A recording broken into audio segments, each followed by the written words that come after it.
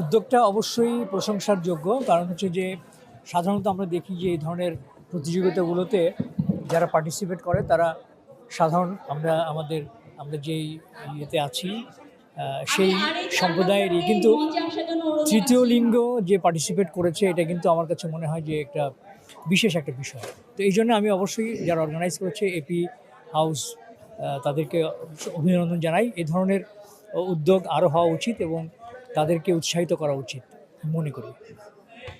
আচ্ছা, আমার কাছে যেটা মনে হয় এটা একেবারে স্পেশাল একটা আয়োজন ছিল এবং এটাই আসলে হওয়া উচিত, তাই না? প্রত্যেকেই তো মানুষ।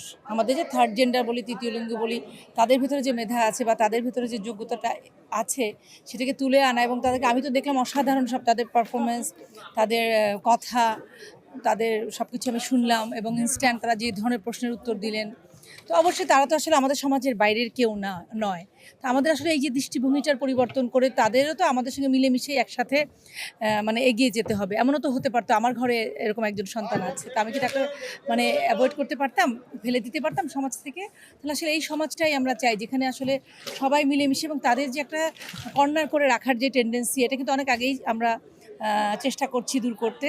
তারা তো আসলে লেখাপড়ায় বা চাকরি ক্ষেত্রে বা যেকোনো প্রফেশনে তারা কিন্তু সমান তালে এগিয়ে যাচ্ছে তাদের যোগ্যতায়। তো আমার মনে হয় এই উদ্যোগটা একেবারেই মানে এদেরকে স্পেশাল একটা থ্যাঙ্কস দেওয়া উচিত যে টোটাল তারা সিলভার, গোল্ডেন আলাদা আলাদা ক্যাটাগরিতে করে যেইভাবে তাদেরকে আজকে সুযোগ করে দিয়েছে।